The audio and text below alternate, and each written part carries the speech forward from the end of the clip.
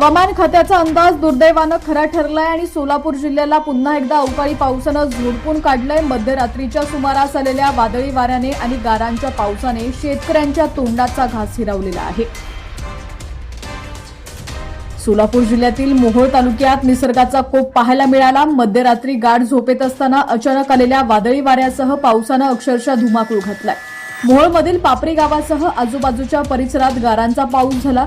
पांढऱ्या शुभ्र गारांच्या खचामुळे शेतशिवाराला जणू बर्फाच्या चादरीनं वेढलं होतं, पण ही चादर शेतकऱ्यांसाठी काय ठरलेली आहे।